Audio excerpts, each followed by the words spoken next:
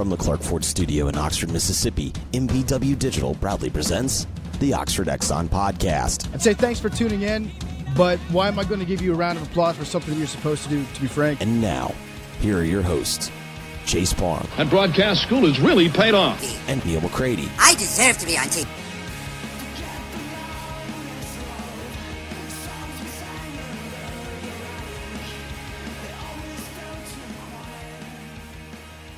Welcome to this Thursday edition of the Oxford Exxon Podcast. Parham and Neal McCready, Clark Ford Studio this morning.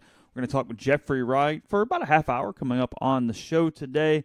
I have no idea what he and Neal talked about. I was wrangling a 3-year-old at the doctor's office this morning. But nonetheless, you're going to get Jeffrey here in a little bit on the Oxford Exxon Podcast, brought to you every single day by the Oxford Exxon, Highway 6 West in Oxford, the Blue Sky location there. You know, you're going to get lunch specials, $4.99. You're going to get ribs at night. Stop by, pick them up on the way home from work. Call ahead. They'll be wrapped up and ready to go, so you can take advantage of that. They're also hosting the title sponsor of the FCA breakfast. That's April 27th. That's double-decker weekend. That is at the Manning Center that morning. The Kessinger family is the keynote speakers, the guests for that. So you can purchase tickets, find out more information at OleMissFCA.com for that.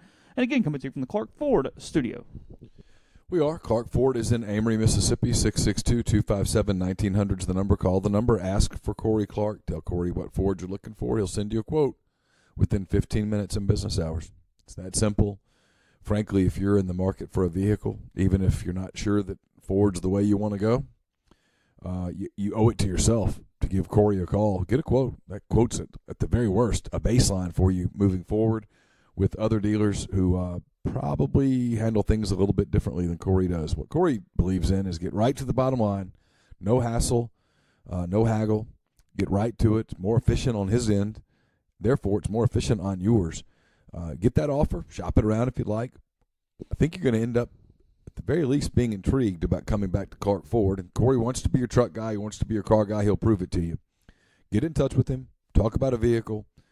You'll hear about the great service. It's legit. You'll hear about delivery options. Corey wants to take care of you. 662-257-1900. Call that number.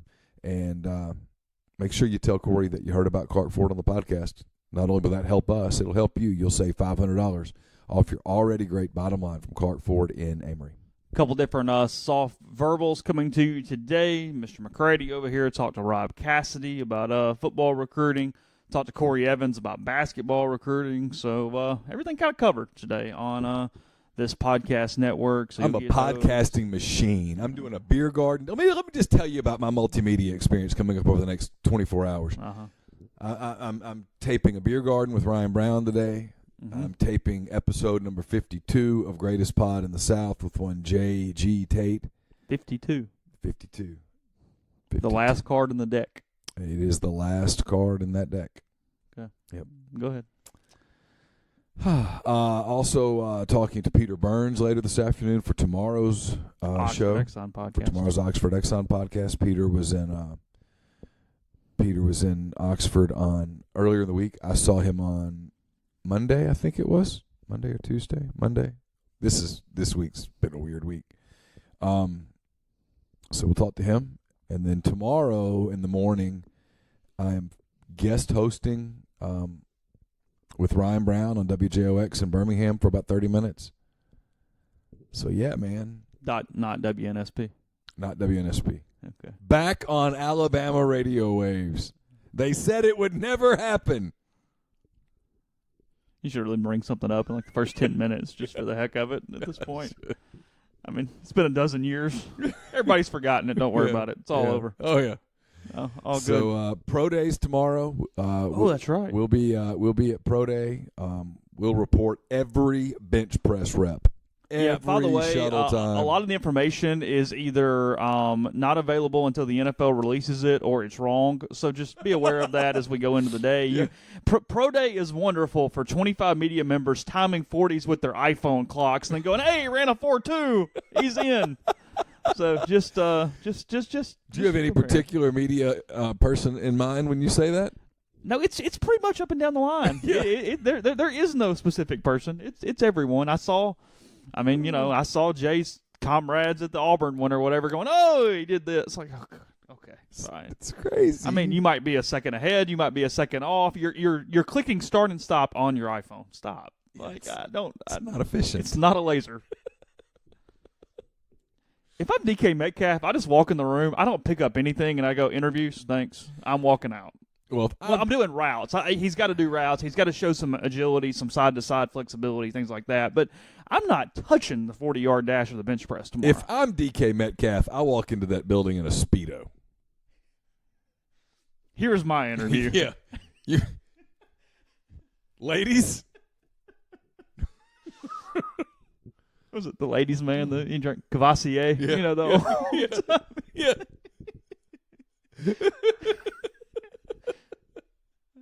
People used to come into the bar at Cuco's, and they would order. And one guy would say, I want a Cavassier and Coke, and make it a stiffy. It's like, wait, hold up. Cavassier and Coke? Cavassier and Coke, and make it a stiffy. Why not just do it like you're supposed to? Have a Cavassier without the Coke, and therefore it will be a stiffy. Oh, yeah. With Coke? Coke. That might be one of the stranger orders I've ever heard. Yep. Got it a lot. Really? Yes.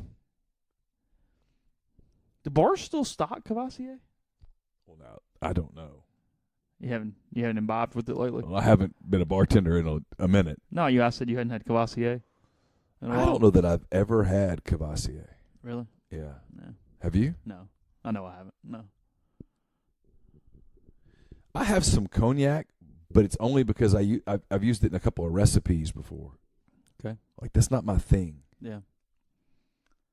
I had some scotch the other day. Still tastes like somebody poured water down a piece of pine sap when I tried to drink it. Well, I had some that was it was more in the family of bourbon, at least. It didn't have that real peat thing. Yeah, no, because I know what you're talking about. Yeah. No, it was okay. I want to like it. I do. I want to like scotch. I do not like scotch. Yeah, I mean, I want to be one of the guys who has a scotch and a cigar and at the golf club. I do want that. You can throw flame-worthy proof of bourbon at me, and I'm all good. But scotch, it's not a heat. It's just that thing. I don't know what it's called. I think it's called peatiness, but whatever it is, yeah, it's just That's why I've kind of moved away from a lot of weeded bourbons because they just don't have enough proof for me anymore. It's almost like I've torched my taste buds. I need something hot to almost get me. Yeah, you don't even like the 90 proofs anymore. No, I've kind of moved. It doesn't do me like 170, 190. Yeah, because I was trying a couple of bourbons last week with some people, and everyone was like, "Oh, I love that." And I went, "It's really good. It's kind of mild to me for whatever reason. I don't know. That's why I like a lot of ryes. They've got that kick, that little spice pop in the back. I like a little rye. Sure. I thought I was living well this morning. Kid had a doctor's appointment at 8:15. Got in, got out pretty quick. Everything's good. Everything moving. Thought she behaved. Didn't even try to grab my cell phone, throw it all over the ground or anything. We were lovely, and we were checking out of the doctor's office. She goes, "Hey, is she good for a sticker?" I said, "Yeah, it's cool. Get a sticker." So she hands her a sticker, and she hands her a sucker. And she wanted the sucker open right now, which, okay, fine, whatever. She got the sucker. Sure.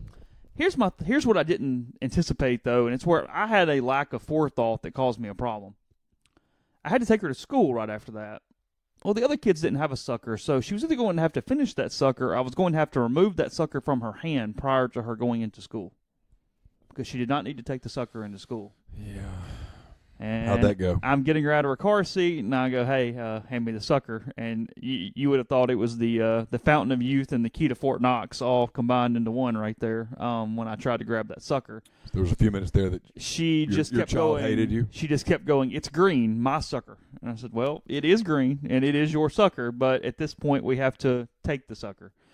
So she wouldn't let me have it. I'm picking her up, trying to negotiate with her, which is not going well. She's not a very good negotiator. As we're getting close to the doors, she finally throws the sucker down, then realizes that in her tantrum, she threw the sucker down, thus ending her time with the sucker. She had ruined the sucker. And lost it.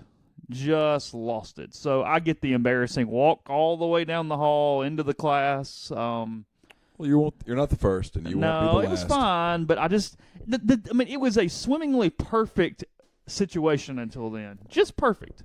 And I really spoke too soon because in my head I went, hey, got this whipped. And then the sucker came out. And that was it.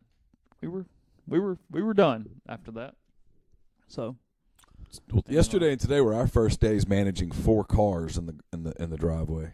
You guys have this like valet system in the mornings that is A, very impressive, and B, would drive me insane. I'll be honest. Well, it is a little. It's not chaotic because it's organized. Yes. It's just cumbersome. It is cumbersome, and there would have been a day where it would have really bothered me, and now I'm just. I don't know what it is about me here lately. My GAF button is so broken. Like, I just don't care much. It's really a good thing because you've sort of itemized what really, really matters to get mad about. And a lot of the lower level stuff that, like there's sometimes I'm kind of like expecting Vesuvius and like you kind of take the step back and you're like, whatever. All right, fine. It's like, okay. I mean, we're dealing with something right now that there was a day that I would have been really worked up about it. Now I'm like, it'll You'd be losing sleep and pacing and all sorts of stuff. I'm like, we'll figure it out. Yeah. But yeah, you have 4 cars in a spot that you don't have 4 cars. Yeah. You don't have the room for 4 cars. Yeah, Laura said, should we add like a parking pad? Whoa. And I went, no. I mean, I'm like, Campbell's leaving in August. This is a 6-month deal. Let's just leave it at. We'll be right back to the 3 in 6 months, and we can manage. So where are you putting the 4th vehicle? I know I'm talking to you over. Here's the problem. So Laura parks her car in the garage. Okay. And Laura used to drive that giant Armada that had like you could fit 400. I think it was a tank. It was a tank.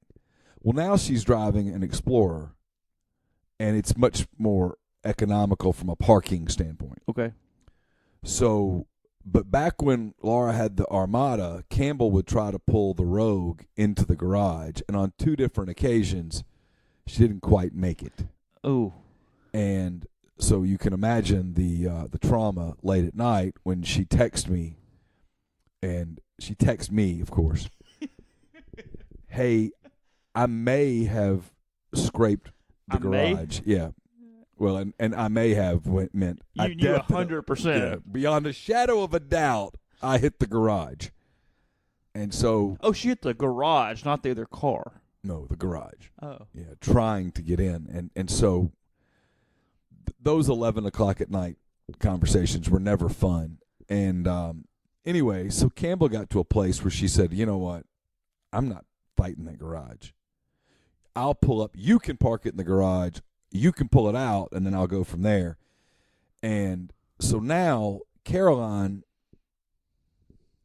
has been conditioned because of her sister's experience to not want to park the car in the garage, despite the fact that now it's with an Explorer you have room. It's not an Armada; it's an Explorer, and it would be easy. And she probably needs to learn how to do it. But so we've got to get 2 cars into the garage, otherwise the driveway is a circus act.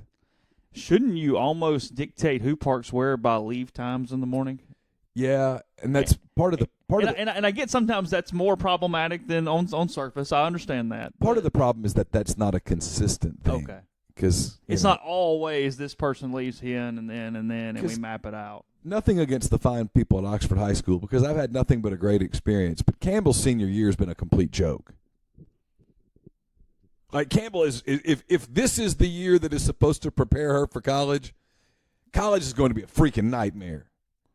She basically has 1 class. Like her day's done at 10:40. Oh, really? Yeah. I mean, now she has jobs and she works, and so she's a fairly productive member of society. But she has 1 class. She goes to like a AP English, and that's it. She's in like a theater class, and I don't know. She goes to basket weaving or something. I mean, I don't know. It's a total joke. I took baseball theory in junior college. Might be something like that. Yeah, that's more challenging than what she's doing. Yeah, because she came home with like an 80-something at one point in AP English, and it was Really? Are you serious? You have one class. Make an A. It's an AP class. I don't care. Make an hard. A. And her deal is it won't affect my GPA. It won't affect my stand. It's not going to affect my scholarship. What difference does it make? She has a point. I'm like, yeah, I know. And I'm like sitting there going, well, you should be preparing. You really want to do the parent because I said so. Yeah. Right there. Yeah. Like, you're actually right. You won the argument, but Yeah. dang it. So instead, I resorted to that parent moment where I said, you know what? As long as I'm paying your bills, you're going to make an A in that damn English class. And then you finish with that. And you come in here and you go, God dang it, I just turned into my parents. Yeah. I pulled the trump card. Circle of life. Gosh. I don't know. Whatever. Oh. But to your point, I think I'm at that place now where, oh, you got there safely? Oh, good. Life's good. Everything's cool. Still got all your appendages? Yeah. All good. That was my conversation with Caroline yesterday. It was all right, I said, we got to have this conversation because I'm a dad and we have to have this conversation about no texting, keep your radio down, don't hang a bunch of crap in your mirror. And I'm like, because you remember our deal, right? What's our basic deal? And she looks at me and she goes, you never have to attend my funeral. And I said, that's the deal. That's our deal. It's really all I ask as a parent. Don't make me come to your funeral.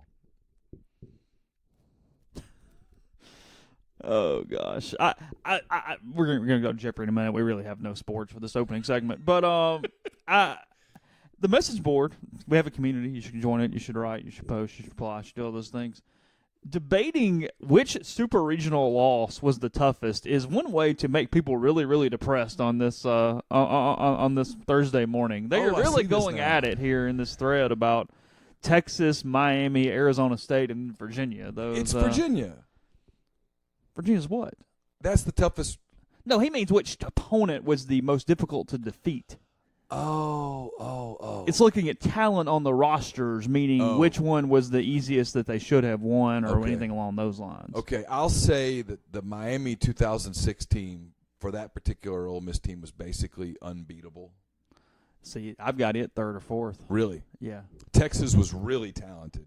Well, Texas and Arizona State are 1-2 in whatever order you want to do it. Okay. I don't care how you want to go about that. I actually might even argue for Arizona State because it was on the road. That was a team with Brett Wallace, Eric Sogard, Mike Leake, Ike Davis, Petey Paramore, Brian Flores, Jason Jarvis. I mean, that team was stacked. It was on the road. It was an Ole Miss team that had lost a couple super regionals in a row, so they've got some baggage about them a little bit. That Miami team, what everybody's kind of forgetting a little bit is, look, it was dang good. Don't get me wrong. But it was a bunch of kids. Yeah, they were all freshmen. Yeah. I mean, that's the one. Ole Miss had a bunch of young pitching that got exposed too, but it was two really talented teams of freshmen going against each other. And Ole Miss won game one and had a lead later in the series too. I mean, they had a chance there, but everybody just remembers, oh, well, that's the team with John Jay and Jamil Weeks and all those dudes, which is true. Yeah. But it was year one. It wasn't that 08 team that was a powder keg. Yeah. Ready to explode down there in Coral Gables. Yeah. There was no way Ole Miss was beating that Virginia team. was by far the least talented team of those four. Yeah, see, I thought the question was which loss was most painful. Oh, it's Virginia 1, Texas 2, Miami 3, Arizona State 4. Yeah. Not even going to Tempe would have been an upset. Yeah, I mean, yeah, whatever. I mean, that was only disappointing from an Ole Miss standpoint because they had a lead in the ninth inning of game one. However, I don't think they could have won another game later. Right. I think that was hey, you better win game one, and then let's just roll it out there and see what happens. Of those four super regionals, Virginia is the one that Ole Miss absolutely should have won. Yes. We were all deprived of a phenomenal College World Series opening night. It would have been Drew Pomeranz versus Anthony Renato of LSU on opening night. Where the winner probably wins the College World Series. At least gets to the finals. Yeah. Because at that point, Phillip Irwin was throwing dang good, and you're handing him the ball in game two. You'd have felt good about it. Yeah, for sure. They win the national title if Scott Biddle stays healthy. Oh, no doubt about it. That's it. No doubt about it. His shoulder cost them the national title. Because he was their Sunday starter. Yeah.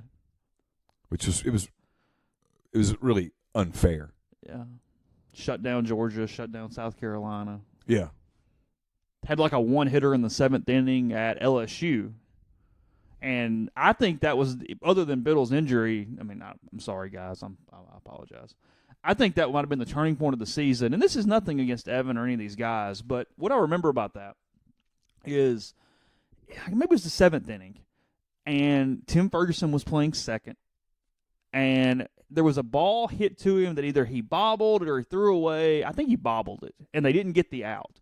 And best I recall, that was the point where Mike started doing some late-inning substitutions, and I think that might have even been the reason Button was even in the game in the Super Regional at that point, because they had struggled with some defense stuff there. Because Mike, the full year, and it worked because they went 20-10 in the SEC in 2009, he ran 2 platoons pretty much throughout the entire season. He did David Phillips and Jeremy Travis in right field, and then he did Ferguson and Button at second base. And it seems to me that, best I recall, at that point is when he started using Button more late in the game after the error at LSU that day. But anyway, sorry, guys.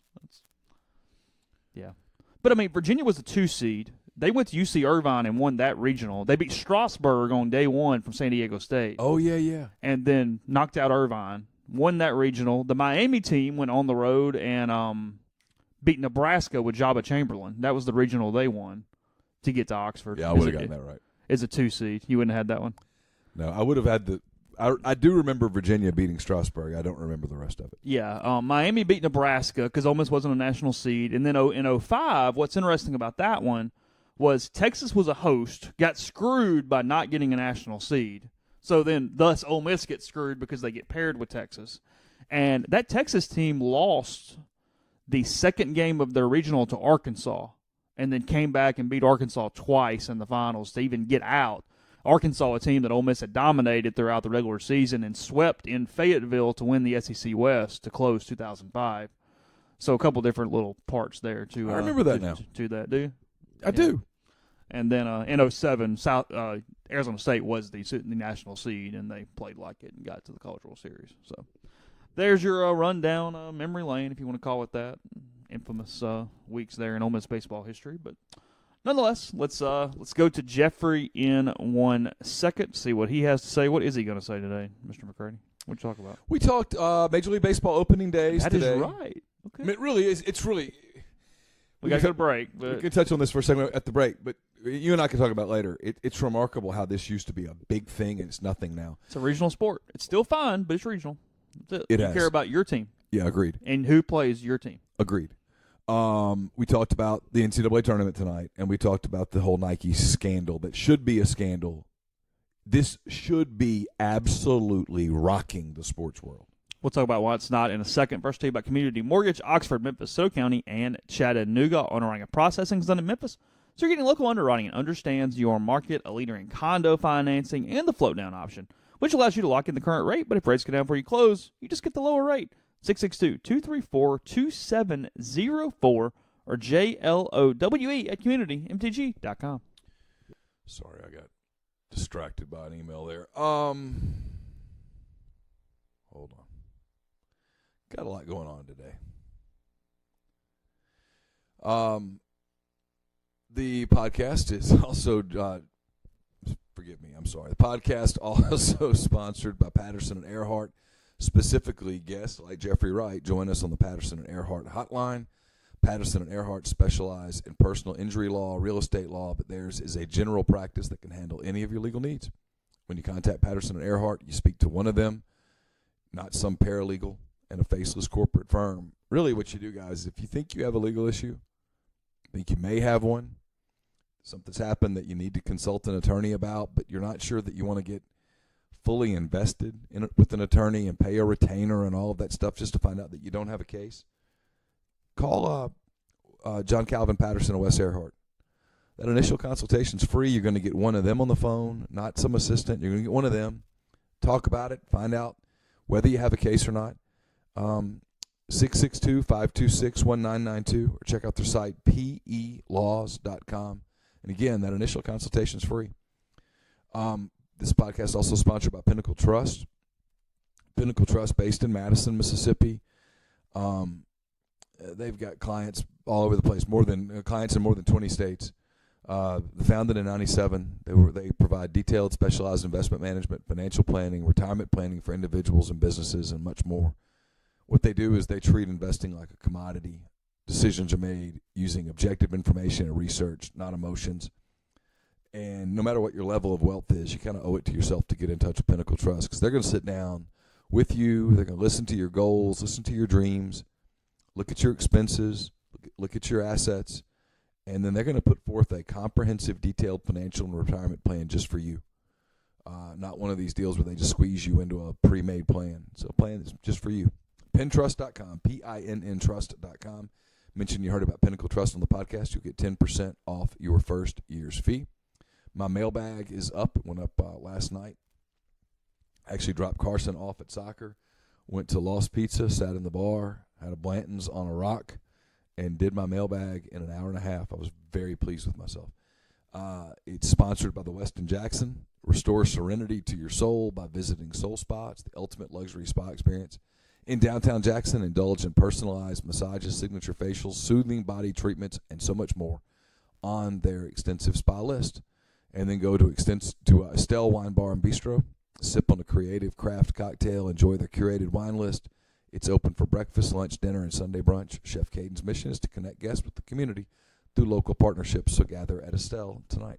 Podcast is brought to you by Mastercuts. You know by now that they offer premium lawn care throughout northern Mississippi. You know they also offer a lot more. Mastercuts will build your custom playground, retaining walls, pool decks, and their outdoor living spaces with paper patios starting at just $3,000 and forestry mulching starting at just $100 an hour. The path to your dream backyard may be easier than you think. You can find out more online at gomastercuts.com. And remember, you always get a free quote. You can do that by giving them a call at 662-607-7773. Again, that's gomastercuts.com. Now, Jeffrey Wright on the Patterson and Earhart hotline.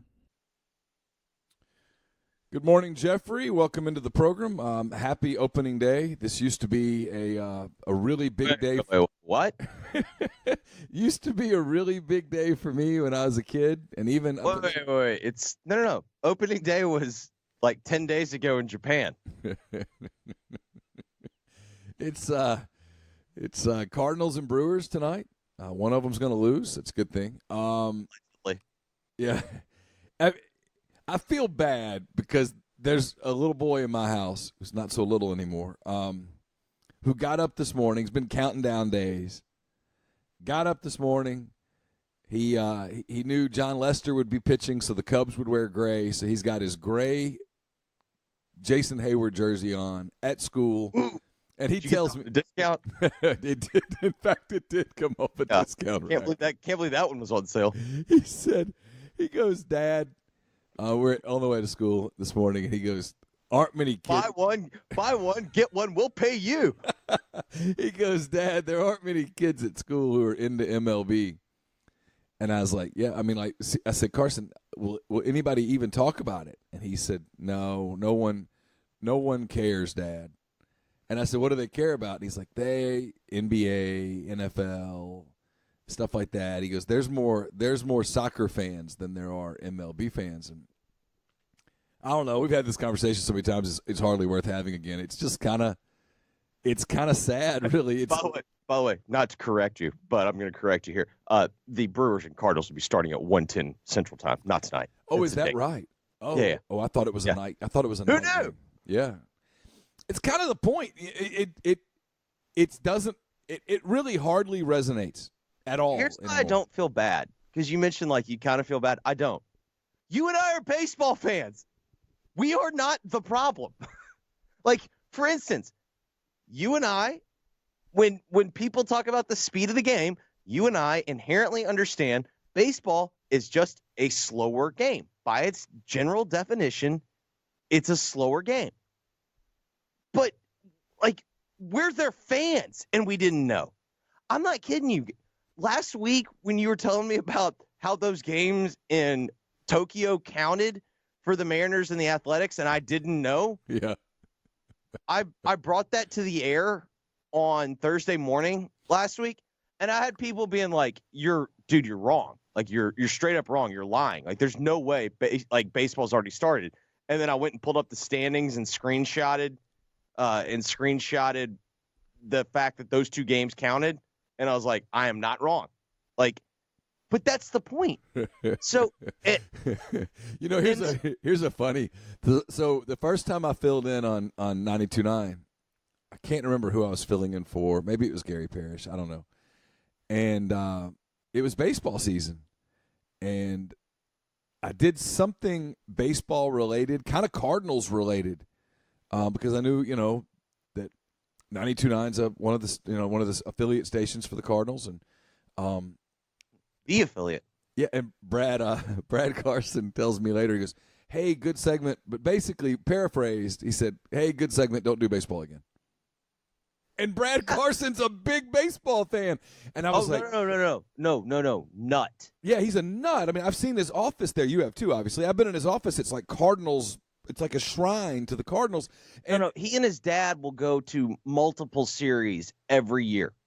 yeah, and so he's like, "Yeah." And that doesn't even include the series that he'll like take his kid to. I'm talking about like there will be like he'll sometimes like on 3-day weekends he'll just drive up to St. Louis and then meet his dad in St. Louis and they go to games. Like that's like their passion. Yeah, and so he was like, "Yeah, it's a good segment. I enjoyed it. Don't do it again." I mean, that's basically what he said. And he said it nicely. But it was the message that was sent was baseball does not turn the dial. Just stay away from it. And that's in a town that there's a lot of Cardinals fans in St. Louis. I mean, I mean in Memphis. Braves fans, I mean, yeah, it doesn't. No one cares. It's bizarre, really. If I'm baseball, I know the players are all making tons of money. Everybody's signing these massive extensions and all that stuff. So everyone's being cared for, I suppose. But I would, if I were the sport, I'd be concerned. But I think they fixed it with 1 2-minute ad about let the kids play. So it's all better. it's over. Yeah, it's done. Well, our long national nightmare's over. No, I'll put it to you this way. Okay, so last Thursday we discussed it on your show about how I think overall, even though I'm probably like if you put a gun to my head and I have to power rank my favorite sports, I probably go football, baseball, then basketball. But I mean, obviously, like football is my number one, and then it's just kind of a preferential thing. Like I think a baseball game has more drama. Like a meaningful baseball game to me has more drama than a meaningful basketball game, just because of the way the game works. Like it's the only sport where you have the ball and you're not on offense. Like it's just right. Well, the only sport that we care about, like I guess cricket is the same. But we put it up. We've been doing these show polls. Hashtag thank you, Dan Patrick. And we were discussing the best days in sports. And some people were upset that we didn't put MLB opening day on it. And we discussed MLB opening day on the show. They have bastardized opening day. You don't even know when it is. Yeah, it used to be. You and I, think about this. You and I are rivals of the Cincinnati Reds. And you and I both agree baseball is supposed to start at 12 o'clock Eastern time, 11 o'clock Central in Cincinnati. On a Monday. It's opening day. Yes, on a Monday. Yeah. Not on a Thursday, not on a Friday, on a Monday. That is opening day. Yes. And then, it started with now we'll do the Sunday night game first, and it'll be the World Series champion. Okay, fine. But now they're like, I don't even know what opening day is anymore. Yeah. And I know they did it to build in more off days for the players, which is fine. That's good. But you got to you got to figure it out, don't you? I mean, like the NFL's consistent. The Super Bowl champ plays host to the unless it's the Patriots this year. they play host to the celebrate the 100th year of football. So Packers and Bears. Oh, that's right. That's what they're doing this time because they're pissed. They're Foxborough. They're pissed at the Patriots. Yeah. I don't know. So you feel good about that's your point. Like, yeah, my point is that they've completely gotten away from it, and I'm going to tell you, man, I'm coaching a little league team this year, a bunch of 11 and 12-year-olds, and ooh, I do not miss those days. I've told this story. We take batting practice, and so a kid hits, and everybody gets the balls together and puts them in the bucket, and the next kid hits because there's just no other really way to do it at 11 and 12. And when they're putting the balls in the buckets, they're taking jump shots, and they're Steph Curry, and they're Kevin Durant, and they're Giannis Antetokounmpo, and I've heard that name. I've heard Russell Westbrook. I've heard just from kids. I've heard all these names, man. Nobody's up there going, yeah, I'm Bryce Harper. I'm Carlos Correa. I'm whoever. No one's talking baseball. It is all a bunch of kids in Oxford, Mississippi, and in the middle of a baseball practice, they're talking NBA, and I've heard some of them talk football. That's it. I've not heard one of them have a baseball conversation. It's crazy. And I just think back to when I was that age. I'm not making fun of the kids, by the way. When I was that age, at a baseball practice, we were talking about baseball. I mean, I remember it. I mean, that's what we did. We talked about. Any kids asked you for a spring depth chart yet? I have not been asked by the kids for their depth charts. For the depth chart, I have gotten a few sarcastic depth chart questions on rebelgrove.com. The fact that the questions are sarcastic, I take it as a victory. It is a sign that my quest to eliminate depth charts as a giant part of the site has been successful. My predecessor was big on depth charts. I am not, as you well know, as big on depth charts because they're utterly meaningless, and so we have eliminated them as a key integral part of the site. And I'm not sure whether our competition is out there accumulating depth charts or not. It is fascinating to think that people can go out to the stretching and agility and occasional individual portion of a practice and come up with a depth chart. It's not how you do that and present it as factual is beyond me. All right, so we're having this discussion, and I want to get your opinion on it. Okay. I understand that baseball, in my opinion, baseball is the hardest sport for one player to influence the game, the outcome of the game. Let me rephrase that. Not influence, but I think it's the hardest sport for. I just do, like, especially if you're, shall we say, a left fielder. But this is what I've been struggling with. Can we really consider, because, like, okay, with Mike Trout, let's be real. He is chasing the highest standard, in my opinion. He is making his case for the greatest baseball player of all time. No doubt about it. No doubt about it. And some of the numbers, I'm not even talking about the baseball. Like, I think my favorite underrated Mike Trout stat is, despite missing 40 games in a season, he still finished fourth in the MVP voting. Like, that is, like, to me, like, that just, like, that's it. But can we really, like, can you be considered, like, can you submit your argument for the greatest player of all time if you have one playoff appearance and it was a division series in which you were swept in 3 games? Well, it's the fascinating part of his career so far is that if you go by basically any statistical analysis, he's on path to being statistically the best player to ever play the game, position player. And yet he hasn't been to the playoffs, really. He's probably not headed to the playoffs anytime soon. So it's a complicated answer. It's not his fault that his team hasn't been to the playoffs. And yet, I think that's where I felt yesterday. At the end of the, like, when because I'm just kind of like, I'm thinking, like, every great player, like, even Bonds, even though they didn't win with the Giants, like, he still got to the freaking World Series. Like, you know what I mean? Like, almost all of these guys, like, they got there. And that was what I was struggling with. But at the end of the day.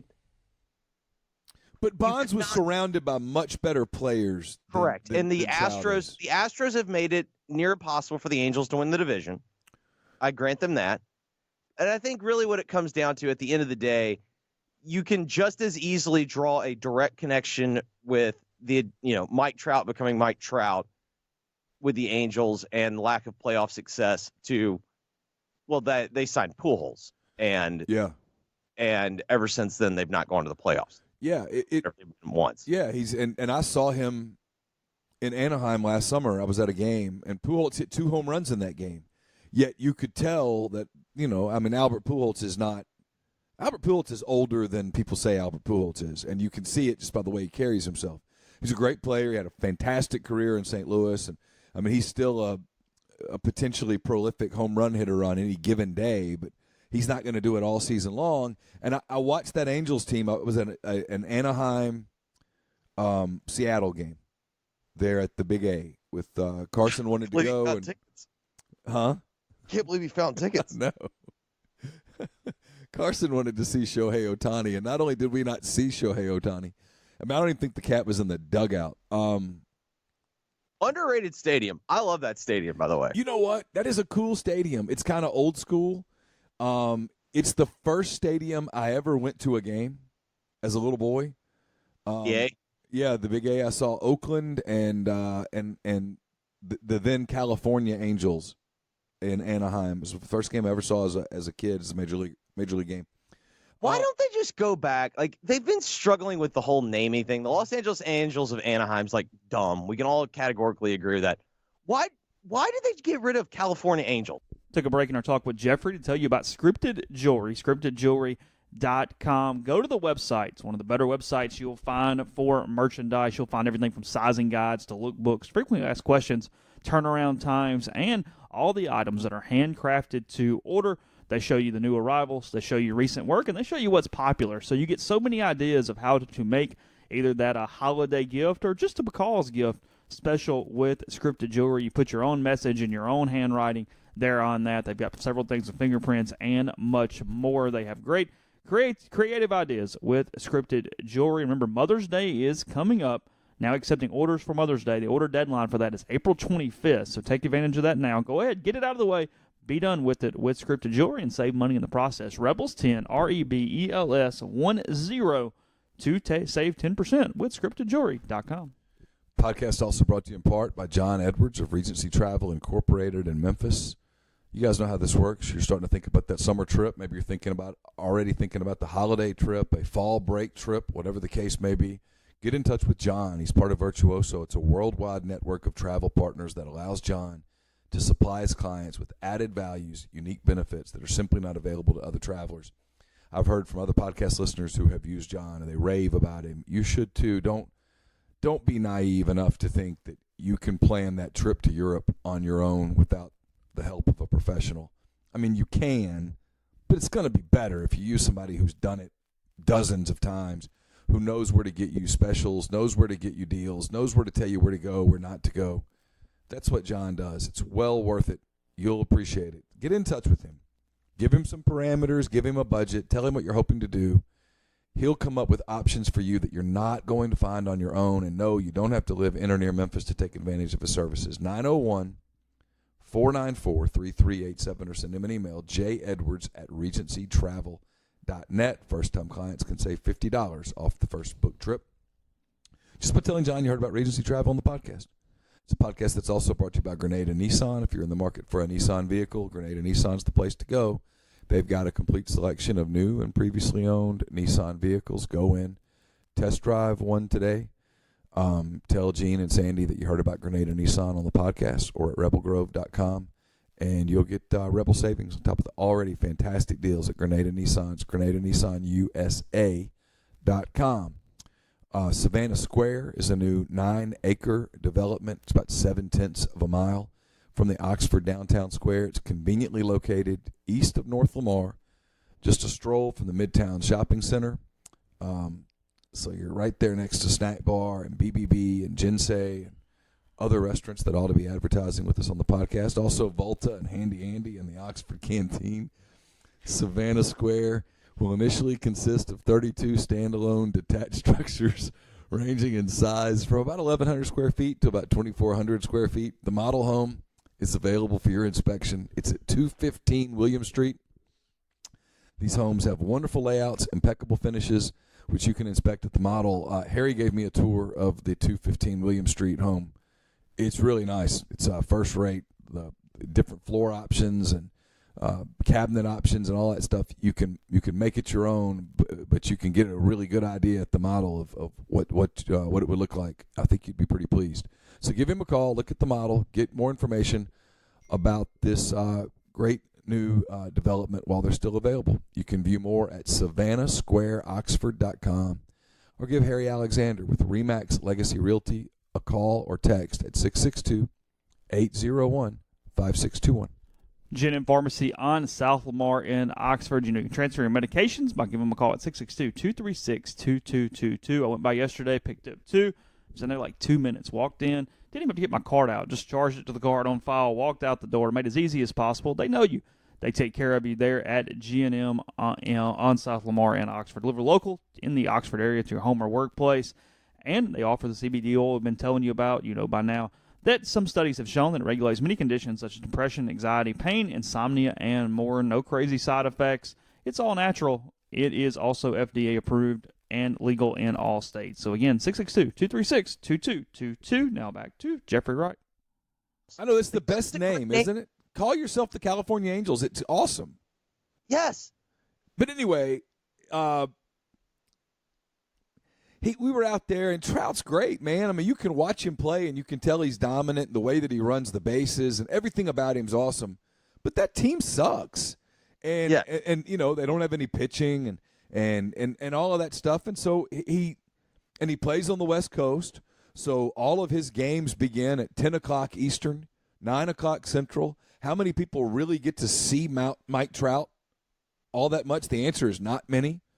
And you wonder, better questions. How many people only see him at All-Star Weekend? Oh, a huge number. Or only see him for the 18 games that he plays on the East Coast. Yeah. When he plays in New York or when he plays in Boston, and people get to see his greatness, but that's just a blip. It's why Betts won the MVP. I mean, Betts is not the player Trout is, but there's a little Trout fatigue. He's starting to get the Michael Jordan NBA treatment. But anyway, my point is, you do wonder, Mike Trout just signed this massive extension, and who can blame him? When someone puts half a $500 million in front of you, you have to sign it because something could happen. But you do wonder if a part of him was disappointed, if a part of him, and I do mean a very small part because the money is the money. But you do wonder if a part of him thought, damn, I was going to go to Philly, I was going to go to Boston, I was going to go to New York, I was going to go to one of these big markets at 28, and people were going to see just how freaking good I am. Yeah, you do have to think that's part of it, especially when he's from, I think he's from South Jersey, so that's, Philly suburbs. Yeah. And, you have to think that, in the back of your mind, man, I really would like to play for a contender. But then again, you sit there and go, yeah, but then $430 million guaranteed. Yeah, I don't know how you could go to sleep at night every night knowing that you had turned down $430 million. I mean, right, he just got married last year. I got to presume. I mean, I understand, okay, well, he has his family and whatnot. Say he takes $300 million, he's still going to be okay. It's well, yeah, but you still got to live with the. I just think that if I left $130 million on the table, I think if I came home, I'd have a couple of follow-up questions. Yeah, and it's one of it's very simple. I mean, all he has to look at is the video of Steven Souza getting injured, the video of Nurkic breaking his leg the other night. It happens to elite athletes all the time. So, you can't leave that amount of money on the table. Believe us, we know. Yeah, exactly. Look at us. He's out there, so you had to take it. I will be, no rush to get here, but 15 years from now, when his career is over, and we look at his body of work, if the Angels haven't changed their playoff arc, it will be fascinating to kind of hear that debate because there will be all sorts of hot takes about Mike Trout and what he should have done or shouldn't have done. And the answer ultimately is he can't control what happens with the rest of that team, and also that no sane person would have left that money on the table. It's why all these guys are signing extensions right now. When a club comes to you with life-changing money, you take it. Speaking of life-changing money, I don't know how much time you have left, so we'll go quick. This Michael Avenatti story. Mm-hmm. Look, he's a scumbag. Right. And I get it. But he's putting out evidence, receipts. There's no denying what he's putting out, what he's saying. And, yeah, is he a scumbag? Yes. Is he guilty of extortion? Yes. Is he going to go to prison? Almost certainly. Only only if you judge him based upon the law. But he's got the goods on these kids. He's got the goods on Nike. He's got the goods on Nike.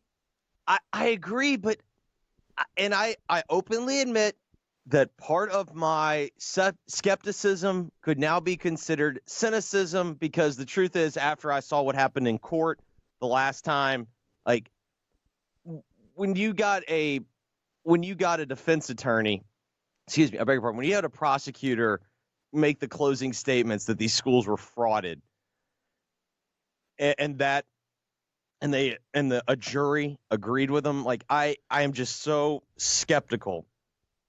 The NCAA keeps winning and winning and winning, and they're winning so much that their eyes can't see straight. So you're with me. You think they're absolutely going to ignore all of this? 100%. I do. I've seen no evidence that suggests, because all they have to do is point to is, well, this guy literally just got arrested for fraud. Like, what you're going to trust a felon? Oh, even though, yes, as you point out, yes, he has proof. Oh, I mean, he tweeted out "and Duke" yesterday, and I have absolutely zero doubt what that means. Whoa. That means, how dare you? That means that he's got absolute evidence of what we all know anyway. He's got absolute evidence that Zion Williamson just wanted to slap the floor and play some good defense. I know. And that Duke was wrapped up with Nike, and that Nike made sure that they hand-delivered players to Duke. And we all know that anyway. I don't know why this is – it's the fascinating part of this. It's like Thamel and Wetzel and Forty and those guys, and I'm not knocking those guys. They've done good work, whatever. They almost, you could tell yesterday, were forced into writing that story. They don't really want to write it. It's in the middle of the tournament. Hell, there are games tonight in the tournament. And this is – yeah, there are. Yeah, some good ones. And this story's out there, and I don't know. People keep asking me, is anything going to happen? And it's Ole Miss fans who are angry, and in this case, justifiably so. I've said this a million times. You do not cooperate with the NCAA. You fight the NCAA. You absolutely fight them tooth and nail from minute one. You never cooperate because they are an absolutely corrupt, hypocritical organization, and it's amazing that it took a guy like Avenatti and some of these shady Adidas characters to completely prove it, but they've proven it beyond a shadow of a doubt. No. The schools didn't know. Let's talk about the games real quick before we go. Gonzaga, a 7.5-point favorite tonight against Florida State. A lot of people all over the Gonzaga wagon right now, and they're awfully good, but this is typically, we're starting to get into the portion of the tournament where they choke. We are, and more importantly, have you watched Florida State play? They're super athletic, man. Woo! Are they? They are really, really, really athletic. Were they named in the FBI report? I hate to say no because I'm not sure, but I can't recall. I don't think they were either. Okay, but here's my new betting rule, and see if you agree with me. If I have one team that was named in the FBI report and another team that wasn't, I always just bet on the team that was named in the FBI report. Oh, that's a good strategy. So but if we're in a situation where neither was, I don't know, man, like maybe this is kind of contrarian and whatnot, but like as someone who usually vehemently defends Gonzaga in certain years, this team, I don't feel like I don't know, like this team does not feel as good to me as a couple of their other ones. Like the team that made the national championship game, I was on them all year. I've been betting them all year. I was like, this is the greatest group of young men I've ever seen in my entire life. These kids have just the utmost integrity in class, and God dog did they cover, and all the time. And I don't know, this Gonzaga team, even though they've been covering a lot this year, I don't know, like there's something off about them. Like literally, as we were having this conversation, the line shifted to 8, so the money's coming in on the Bulldogs. So, all right, if you want, like, here's what we got tonight. No, that was reverse line movement. So this line opened at 6. This line opened at 6 in favor of the Zags. 62% of bets and 71% of the money is all on Florida State as it moves to 8. So that scares me. If you want Florida State, maybe you should just take Gonzaga, because that was a reverse line movement. Like, that shouldn't, with the amount of money that's coming in, that line should have gone the other direction. It went in favor of the Bulldogs. So that's interesting to watch. Tennessee, Purdue. Man, if you would have only seen the first half of Tennessee last week, you would have thought they looked pretty good in the second round game. And then I guess if you only saw Purdue against Villanova, you would have thought, good God, these guys are awesome.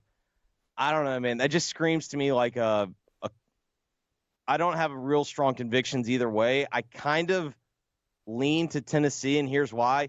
I think sometimes when you have one of those games that they have where they blew the huge lead and they kind of escape, those are sometimes the teams to watch, because it's kind of like Auburn. Yeah. Like they played terribly, and then they came out the next night or whatever, a day later, and they played their best basketball game of the year. So if you made me pick right now, okay, I would take Gonzaga. I'd take Tennessee.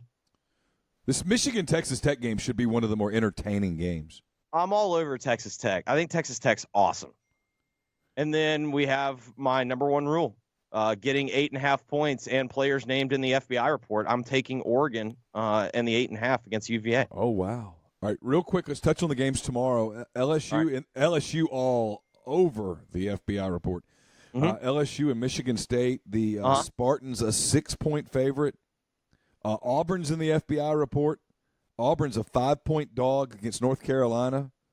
Isn't Carolina also? I mean, it seems like if they're not, they should be, right? I think someone made the point. The only coach in that region that currently doesn't have NCAA issues is Roy Williams. That was Dennis Dodd. Yeah, that was a great tweet. That was like, welcome, the True Believers Club had a meeting, and Dennis Dodd came out of there and he said, I've got one. That must have been a hell of a meeting. They had some milk and cookies and just talked about the good old days. Virginia Tech can beat Duke. They've done it. Oh, yeah. But I also kind of think Duke escaped. Now, here's the thing. I do think UCF gave a blueprint.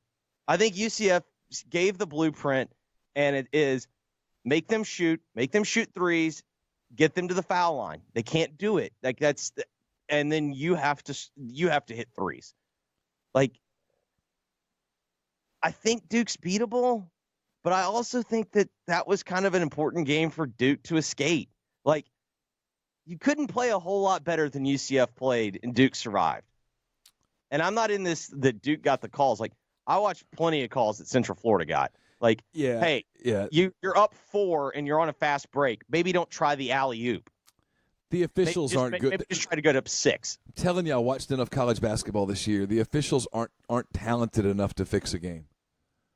They're just bad. And on top of that, like, the biggest call of the game went in favor of UCF. The call where they reviewed the basket of whether or not it hit the rim.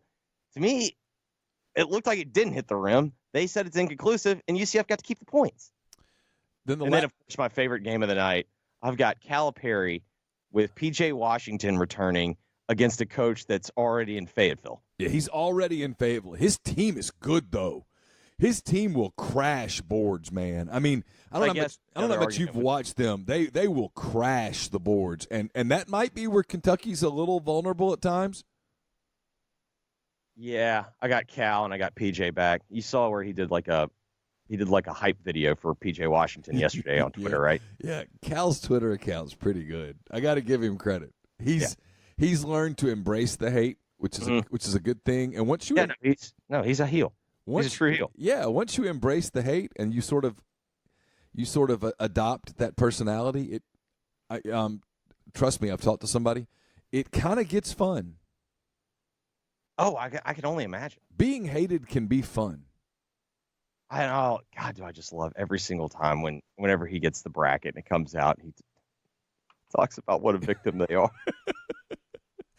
What do you guys have? What do y'all have on the show today? A lot of Memphis basketball talk, I'm guessing. Well, there was the McDonald's All-American game last night. James Wiseman was involved in that. Hopefully we get into this AAF story, which is just hilarious to me. To think that you started a league and then to blame the NFL for it not working, that's here's remarkably hilarious to me. Here's the thing, as someone who's a bit of an entrepreneur at this point in his life, if you have a business plan that's depending on another business, shouldn't you kind of run it by that business before you launch the plan? Well, and I'll go one further. Even if that is your business plan, because here's what I think happened. I think Bill Polian made promises that, and I think, he made promises that he couldn't keep, and I think people chose to believe him. But really what it should have come down to was when your business plan is dependent on another league, and that league has never, ever shown any willingness to help anyone other than itself, and your plan is that league is going to help us, you might need hand race guy. Hand raise guy could make so much money. Yeah. Especially in a world full of yes men. Did you go to the Warriors last night? Didn't go. I watched. I had like 7 things to do last night. Yeah. They looked good. Turns out if you turn the ball over against them and you give them easy possessions, it's not really effective. Yeah, they're starting to look dialed in. I'm afraid I'm going to be eating some crow here in a couple months. But. Just, you know what I mean? Like, I'm not like pointing the finger at you. It's just, think about how many times we did the same thing with LeBron. Like, yeah, like, it's because you want something to happen bad enough that you begin to you begin to rationalize it in your mind. Right, but at the end of the day, it's like, okay, well, there's not another roster that can beat them unless they get hurt. Now, if Steph Curry turns an ankle, God forbid. Yeah, I don't want that. No. Strains his MCL, maybe even, I don't know, slight partial tear of the MCL. God forbid. Yeah, right. We're not cheering for that injury. I mean, and then, I'd hate to see Durant have another stress fracture in his foot. I mean, that would be terrible. Like, God forbid. You never want that to happen. You don't want to see that. No, never. They are an injury away now. There are teams in the West that could get them with an injury. That bench is gross. Yeah. That bench makes those Clippers benches. Remember they used to go like 1 deep? Yeah. That bench makes that bench look deep. Yeah, because if you take Iguodala off the bench and put him in the lineup, there is no bench. Ooh, gross. Gross. All right, man. Enjoy your day. All right. Thanks to Jeffrey for joining us and giving us time this morning. It was desperately needed and kind of fit in the schedule well, so always appreciate him. The podcast is brought to you also by Blow Dry Bar Oxford, 662-638-3310, 1801 Jackson Avenue, 10 to 6, 10 on Tuesday to Friday, 10 to 3 on Saturday. If you go in, you get a gift card. We mentioned Mother's Day a second ago. You can take advantage of this way. You just put a little gift bag together, scripted jewelry, blow dry bar, take care of all of it in one swoop and save money with Rebel Grove in the process. Mention that. You'll get a discount. Also, if you want to go in for a guy and get a haircut, you'll save some money on that too when you mention Rebel Grove. Just $15 when you mention that. That's one of the cheaper haircuts in town, and it's done well and excellent from a cutting standpoint. And also, for any of our 4%ers listening, coming up on Saturday, April 13th, through the Blow Dry Bar, they got a mother-daughter braiding class. Frankly, I might need to go into that and take advantage of it as well. I am awful with my child's hair.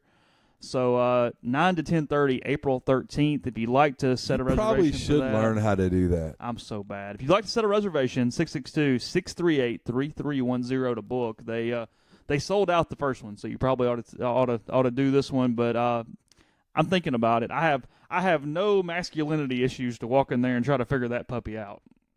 No, I never got that. No, hey, I never understood because it's necessary. I mean, I'm bad at even taking the stupid hair ties out of her hair before bath time. Like I have 10 thumbs. I can't do any of it. Because what would you do if like Kara had a car wreck and couldn't use her hands for a month?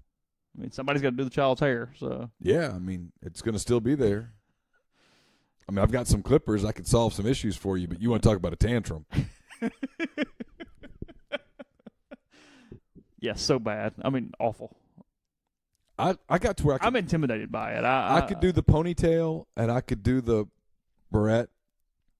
Now braiding or something would not. I think we're going like hardcore braiding here. I think they're like really pulling out the big guns. That would be impressive. Yeah, April 13th, 9 to 10:30.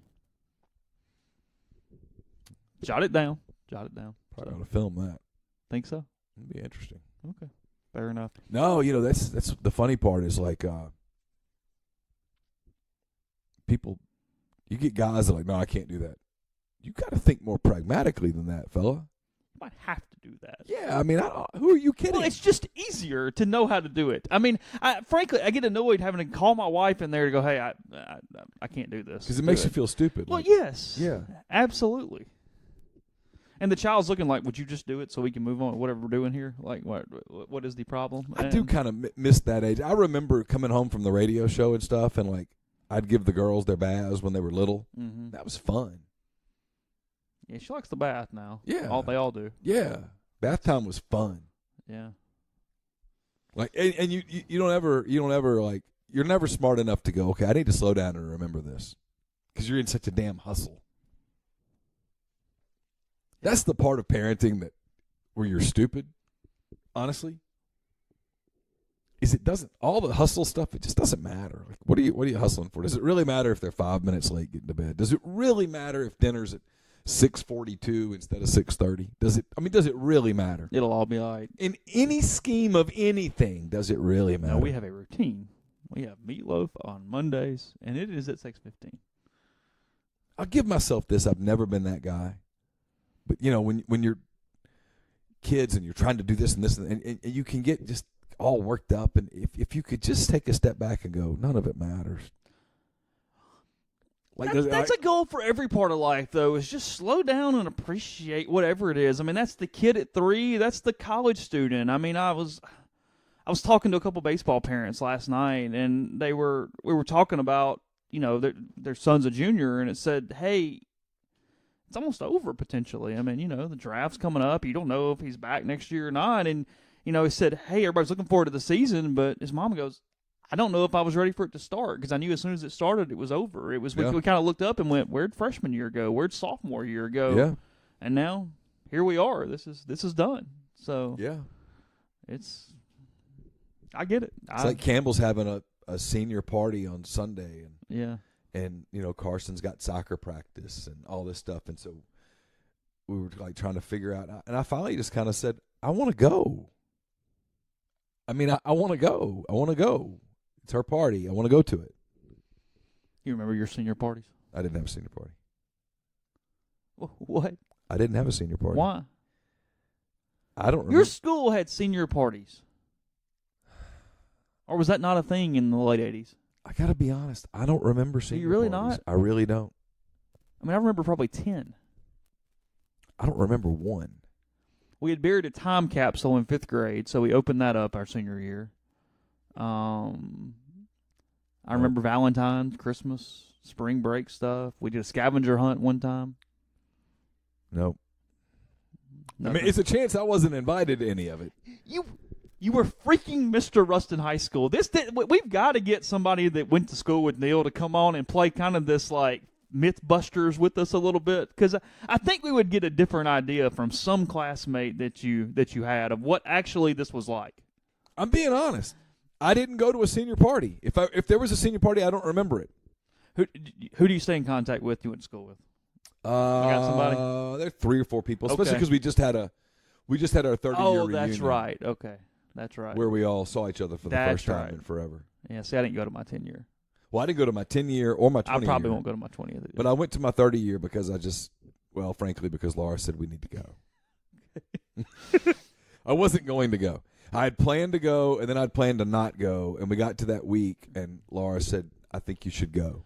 So I do want to bring something up from your mailbag, and then it ties into something I was going to talk about yesterday, because like I said, I'm getting terrible about remembering subjects. I feel like I'm about to get scolded. No. I got a question. Okay. I've got to put some notebooks or some buck slips or something in my pocket and start writing on them. Can I interrupt real quick? Sure. There's a woman, and I can't remember her name because I didn't write it down, who's written like best-selling books. It's one that it's out now. It's an adult book. It's about where the it's based in Alaska, and it's where the something hunt or something. I can't remember. Sure.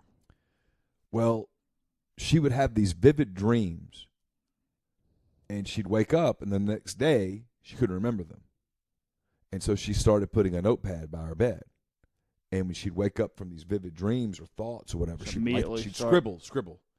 And then she'd go back to sleep. But when she woke up that morning, that would jot her memory as to, okay. And so she ended up writing a book about it. Apparently it's a bestseller. All about her dreams. Really? Yeah. Ended up building a story around stuff that happened in her dreams. So the point is people like you and me people who write for a living are neurotic. I write in the shower, which is hard because paper gets wet. In other words, I write in my mind. I write laying in the bed at night when I wake up in the middle of the night, and I don't want to get on my phone because the phone might wake her up. And I don't want to, if I physically get up and come in here or something, it's over. I'm not going back to bed. So, people like you and me need to carry notepads around. Yeah, because I'm bad about if I'm working on a story that I'm really putting a lot of time in, some long forms, profiles and stuff, I'll write the leads in my head while I'm sitting in bed and then not remember them the next day. And go, what was that kind of wording I wanted to use, or how do I want to kind of put that together? And then I'd have to kind of retrace my steps and get back to it. So anyway, all right, let me go to it. Let me find the question, and then I'll tie it into what I was going to say as well. As Neil said, the mailbag is up on the site. It's been up for a little while, so if you haven't seen that, you can take advantage of it. There's tons of Cubs YouTube videos at the top of the page. You have not been to the wrong place. If you see those, keep scrolling down. So going to get to these. By the way, Alabama hired Nate Oates of Buffalo as their new head coach. That was the one thing that is new. Real quick while I'm scrolling, on the bottom of the night, 2 outs thing, the first thing that came to my mind was Ted Williams. Yeah. I don't know why. Now that you say that, that would make a lot of sense. That was the first one that came to my mind. Widely considered the best hitter ever. That would be a good one to have at the plate, potentially. Yeah.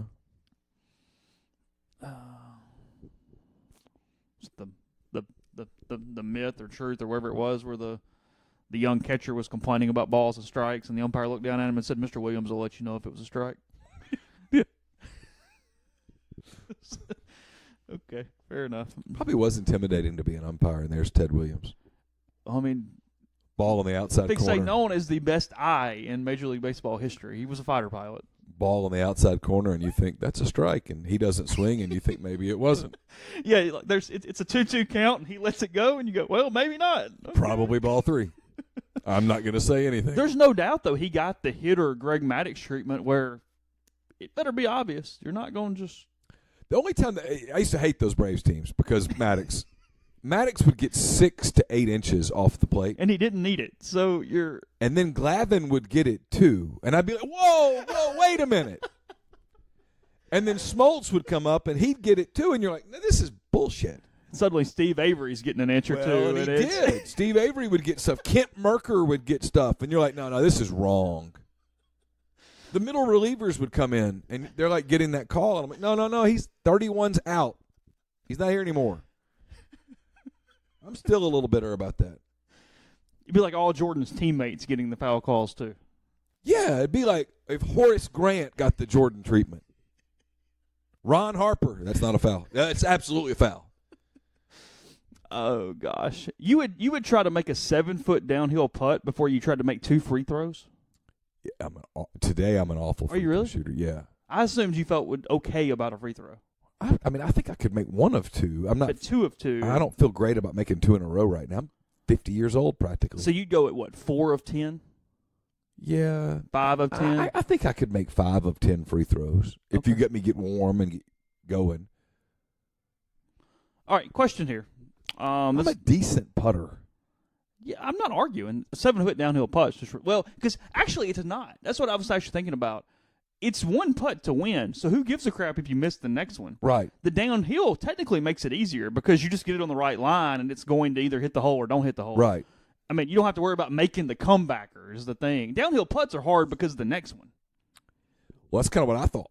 I mean, you one just get shot on the line and just. And if I hit it 20 feet too far, what difference is it? I'm never going to putt it again. So what difference does it make? Yeah. For me, putting because I don't know enough about golf, all putt jokes aside, I putted better than I did anything else when I played golf. I was okay.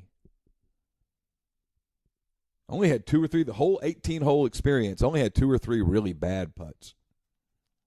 And I had a lot more really bad shots off the tee, like 16 of them.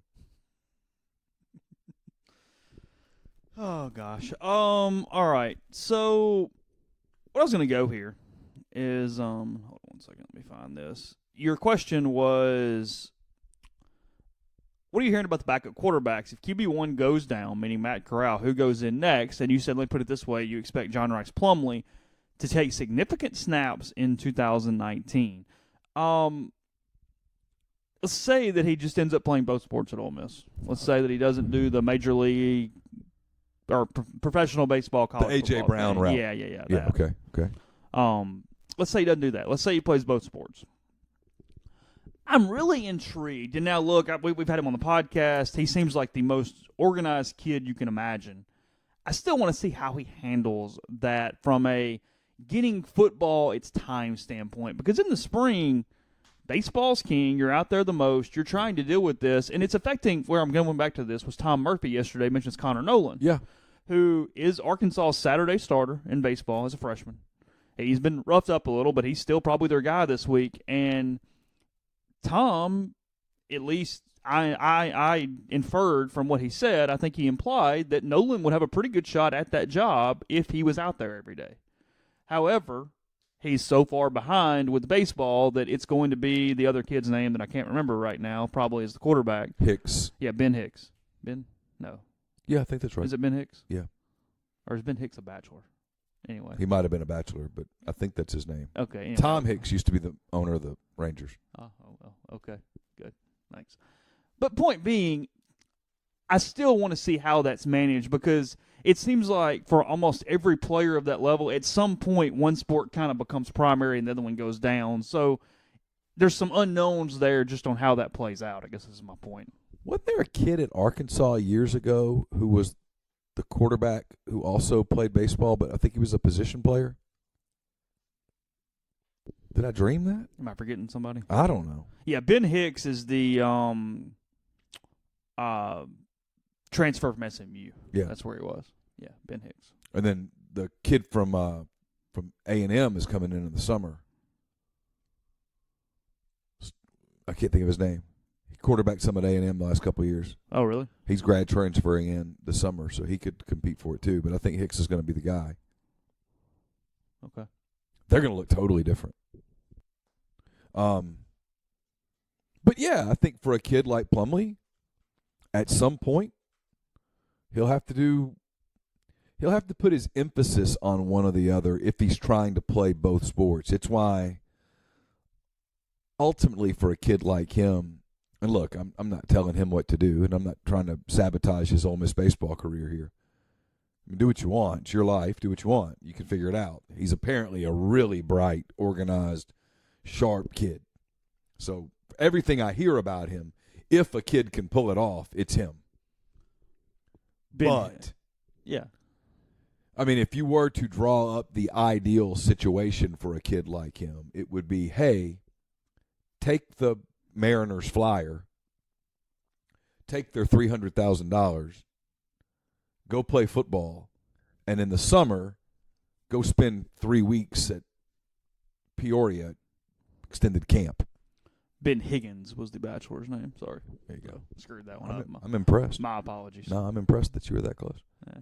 I mean, that's what I think if you were to say, here, what's the ideal way for you to manage this? Yeah, of course. But look, man, if John Rice Plumlee wants to go play 2 sports in college, hey, Kat, give it your all. I think it's important for his development that Jerry Neely makes it to school because it gives him a partner in this crap. Somebody to go hit with on your odd freaking times when you don't have football together, or to come throw some routes with Jerry and Neely when you don't have baseball going on. Like I think in some ways, if by chance they both show up, their development's somewhat tied to each other, in my opinion. Well, especially if they both decide to do the That's two-way what I'm talking thing. about. Yeah. Yeah. And I get I get the unlikeliness. I'm just talking. Well, I mean, I think with Plumlee, fairly possible that he's going to try the two-sport Yeah, I thing. do too. I don't really hear that with Ely. I think Ely's more likely, if he decides to play football, he's more likely to do the A.J. Brown thing. It's just a matter of teams. The problem with that is teams are going to want major discounts to do that. I mean, there's no doubt. He's not going to get the money. Yeah. I mean, we're talking about instead of getting $3 million, getting $350,000. We're still a month away from really having a lot of information on this, even if we do at that point. But I'll be honest, as this is going, I'm getting a little more of just my own personal opinion. It's all or nothing. He plays both or neither. Wow. Just my opinion. No, you could be right. I just think that middle ground requires some interesting things to happen there where it's all or nothing. Well, I was listening to MLB Network Radio this morning because I'm weird. And they were talking about the Cleveland Indians and how the Indians are cash-strapped. The Indians are cash-strapped. There's a fear within baseball that a work stoppage is coming. The two sides are a million miles off. The players are pissed at the owners. The players believe that there's been collusion in free agency, and frankly, there probably has been. And teams are not just going to toss money around right now. Teams aren't going to pay a Jerry and Ely. You don't take Jerry and Ely unless one of two things. You're 100% convinced that he's coming, or you don't really want to spend that money right now, and you're willing to give away your first-round pick. They're cash strapped. The Cubs and the Braves aren't spending. I mean, it's Braves didn't spend at all. Braves fans are pissed. Cubs fans it's a joke. Like, I'm on a couple of Cubs message boards, and when the Cubs say they don't have the money to sign Rene Rivera to be a backup catcher, people go, that is disingenuous. Is Keuchel still a free agent? Keuchel's a free agent. Craig Kimbrell's a free agent. On opening day. They start today. In a couple hours. Craig Kimbrell, arguably the best closer in the game today. Arguably. You can make an argument for other people, but you can make an argument for him. The Reds still play the first game of the day, or is that antiquated and over? I think it's antiquated and over. It's one of the things Jeffrey and I talked about. Really? I like that. Of course. For whatever reason, I kind of like that. I think because people kind of like tradition a little bit. Especially in It's baseball. the reason we eat dressing on, or stuffing, or whatever you want to call it, on Thanksgiving and not any other damn day. Or most every dang Cardinals fans I know drinks a Budweiser and eats a hot dog today. I mean, it's just what you do. You don't do it on a random Tuesday in February. Budweiser owned by a German company now. I mean, does it really count? But, people like traditions. yeah, You wear green on March 17th. sure. Or you get pinched, which Which is incredibly obnoxious. Yeah. Someone gets punched every year for pinching someone, don't they? Somewhere. Deservedly. Yeah, I think so too. All right, appreciate Jeffrey. Back tomorrow with don't really know what all's on the podcast, but before we do that, Hey, want to let you guys know about this. We're going to be talking about this a lot over the next few weeks. We're really excited to invite you to join Blue Delta Jeans on the Square in Oxford on Sunday, April the 28th. That's the day after the Saturday double-decker, to celebrate Blue Delta's 5-year anniversary. You can join the great people of Blue Delta Jeans for music, Bloody Marys, Big Bad Breakfast Biscuits, and Blue Jeans from 10 to 2. Blue Delta Jeans will launch their spring-summer line of denim and Holland and Sherry. It's the same studio that has created custom patterns for Grammy winners, such as double-decker headliner Jason Isbell, World Series and Super Bowl winners, NASCAR drivers, Oscar Award winners, Chase Parham, and other people.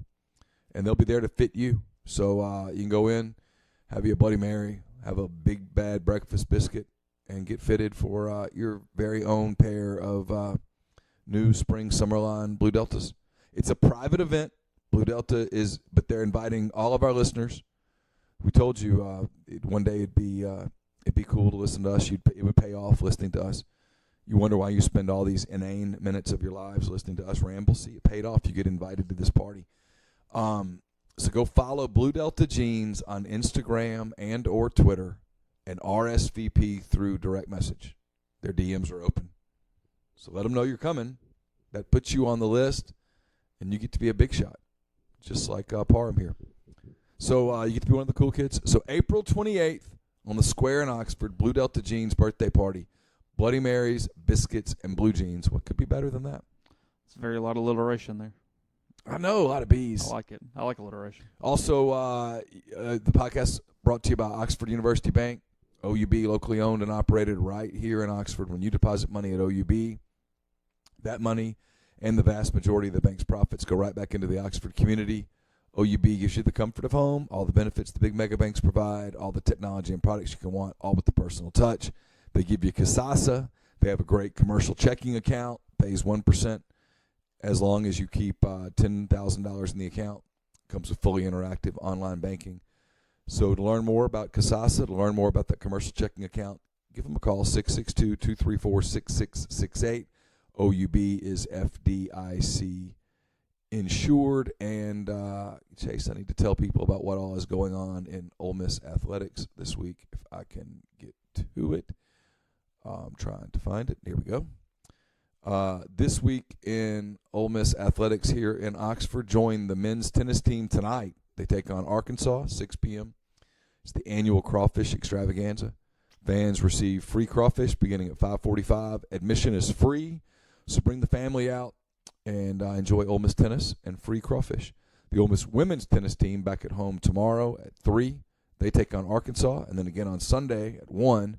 They will face Missouri. Admission is free. More information can be found at OleMissSports.com. The Ole Miss softball team returns home this weekend. They take on Florida tomorrow at 6. Admission is free. More information is at OleMissSports.com. And the Ole Miss track team is in town this weekend for the Ole Miss Classic. It's on Saturday. The meet begins at 9 a.m. Admission is free. For more information, visit OleMissSports.com. So, again, we'll get Peter Burns tomorrow. We'll get, I don't know, maybe somebody else. We'll see how the hours shake out. Also, a couple different soft verbals coming to you with Corey Evans and Rob Cassidy. Those up soon today. And we'll talk to you tomorrow.